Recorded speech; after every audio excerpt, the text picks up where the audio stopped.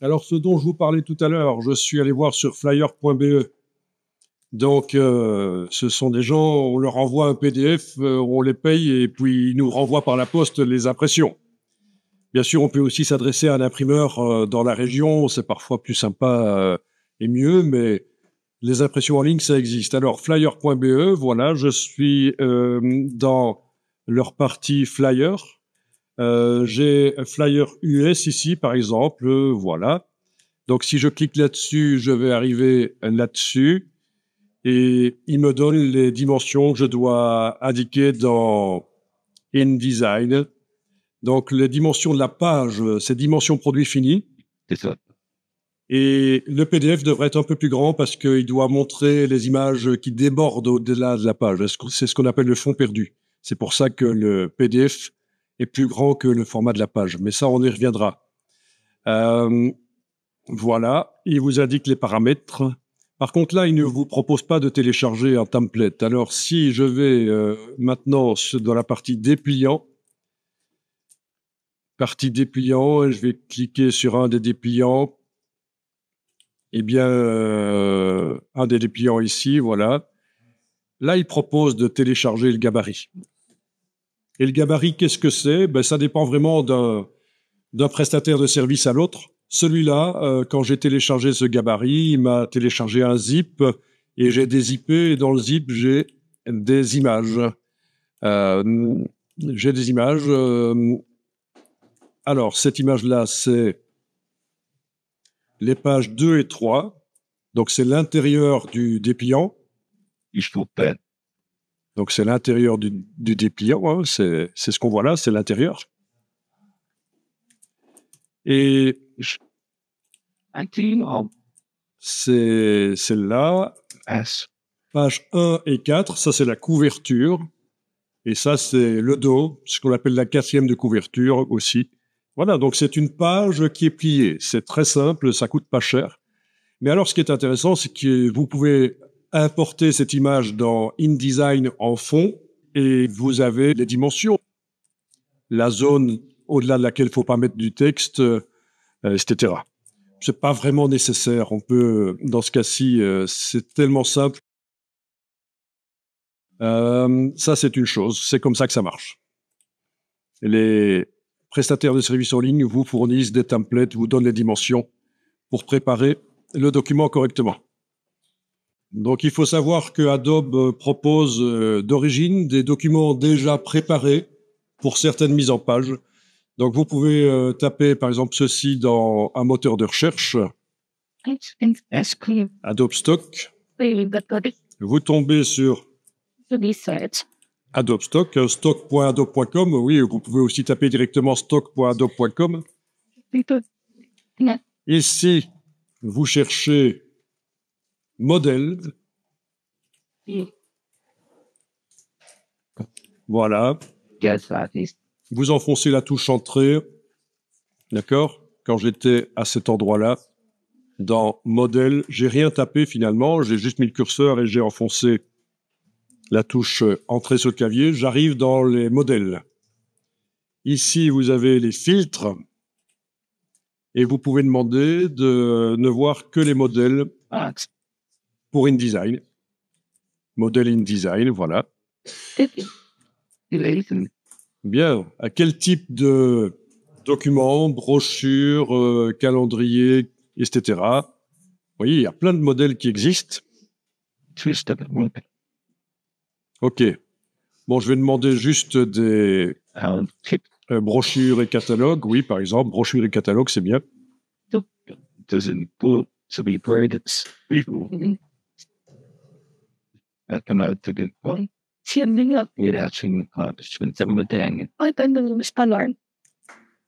Voilà. Et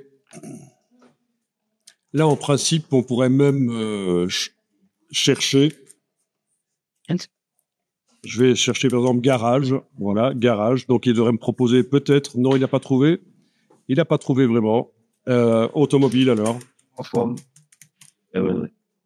Voilà, il y a quelques brochures. Donc, j'ai limité à InDesign et brochures. Il y a quelques brochures existantes à propos des voitures, déjà prêt pour des voitures, quoi, parler de voitures. Voilà. Et vous allez voir en cliquant, vous voyez à quoi ça ressemble. Et voilà. Donc, 8 pages, format lettre US.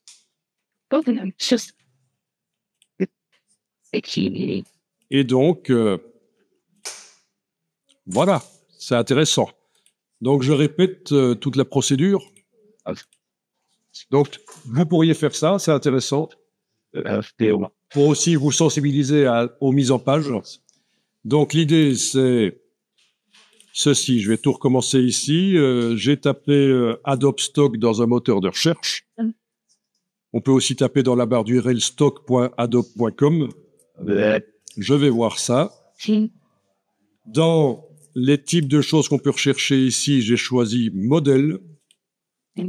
J'ai mis le curseur là et j'ai enfoncé la touche entrée sur le clavier. Ça m'amène vers les modèles. Ici, j'ai le filtrage. Et je vais dire que je cherche uniquement des modèles pour InDesign. Et je limite à quelque chose. Alors, qu'est-ce qu'on va peut-être choisir autre chose ici. Prospectus et affiches. Voilà, prospectus et affiches. Parce qu'on peut faire des affiches dans InDesign aussi, bien sûr. Voilà. Donc, il me montre tous les prospectus et affiches. Donc, tout ça, je pourrais l'utiliser, remplacer les images et le texte.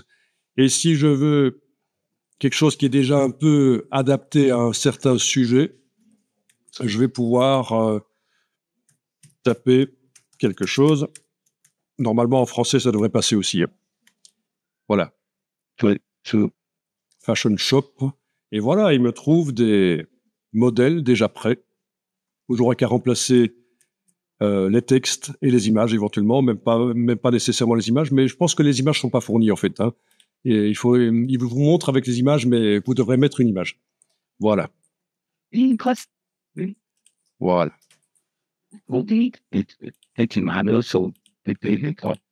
Ok. Donc, plein de choses disponibles.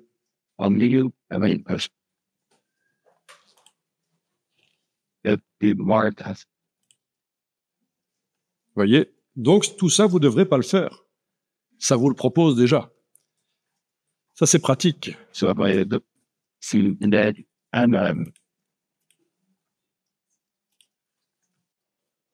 Donc, par exemple, celui-ci qui est particulier, le voilà. Donc, je vais cliquer sur licence et licence acquise, enregistrement. Voilà, il me propose de l'enregistrer. Je l'enregistre. Donc, ça va être un INDT, un template. Donc, comme prévu, les images sont pas avec. Hein. Il faudra que je mette les images. Donc, voilà, c'est téléchargé. Et quand je vais voir dans mon dossier, le voilà. Et quand je l'ouvre dans InDesign, voilà, et il dit de remplacer les polices. Généralement, c'est forcément des polices Adobe. Donc, il devrait arriver à les trouver quand même. Non, je vais pas les remplacer. Je vais juste attendre qu'il les trouve. Voilà, donc il y a tout ce qu'il faut pour mettre une image là-dedans, remplacer le texte.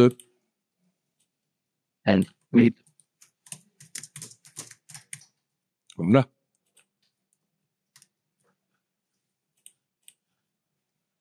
Etc.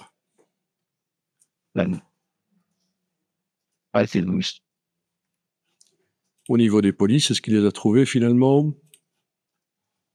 Tiens, tiens. Je vais les activer. On va voir en activant normalement. Il va les chercher sur le web. Voilà. C'est des polices Adobe, donc il va les chercher sur le web activés. Sinon, vous remplacez par d'autres polices. Dans texte, trouver, remplacer la police, on peut, les polices qui ne sont pas installées sur l'ordinateur, les sélectionner et les remplacer par une autre.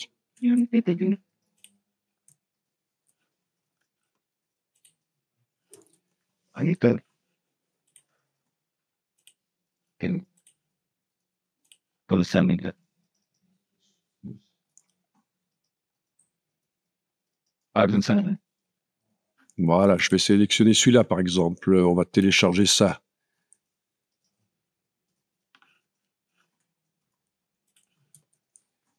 Je l'ouvre dans InDesign. Activé.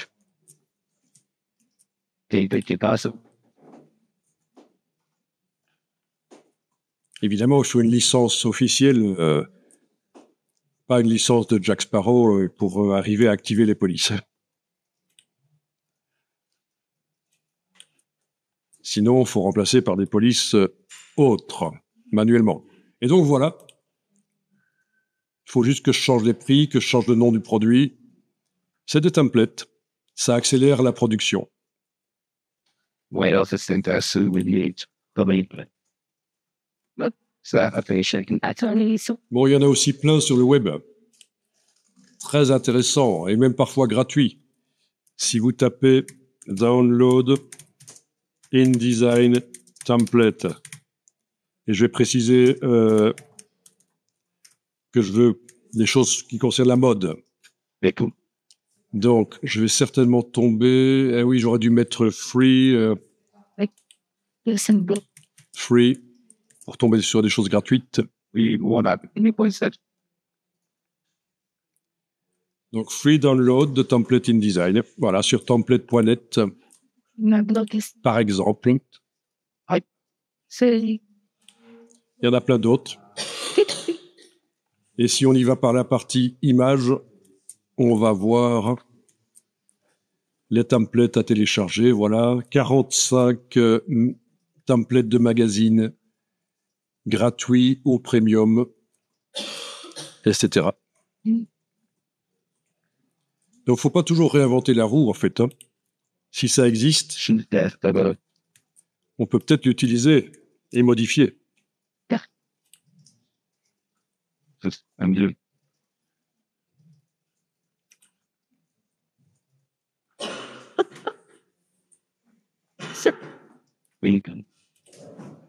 Bon, pour utiliser le template, il faut quand même connaître InDesign.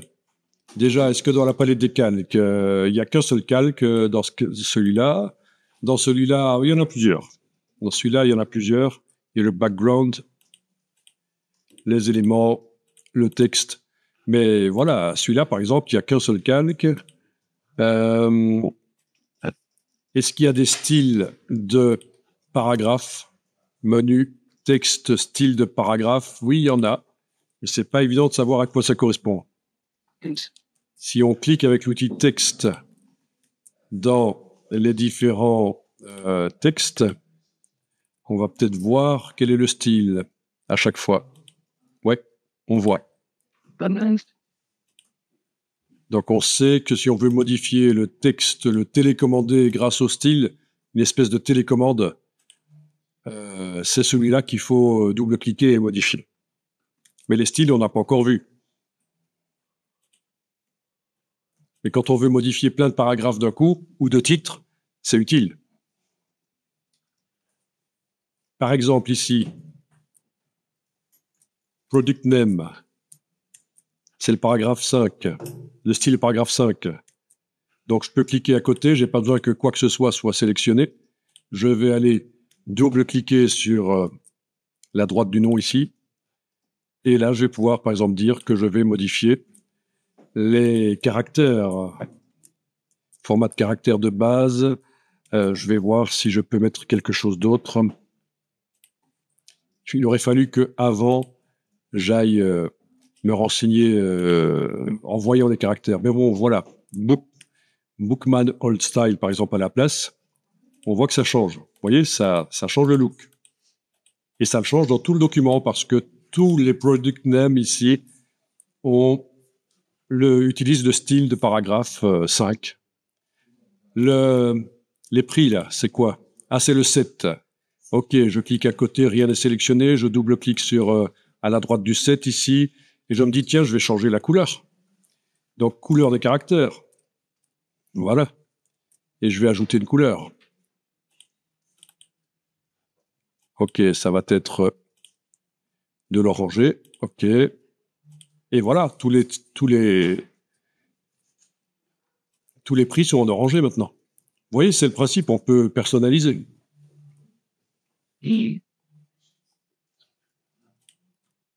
Mais ça demande de connaître un peu InDesign.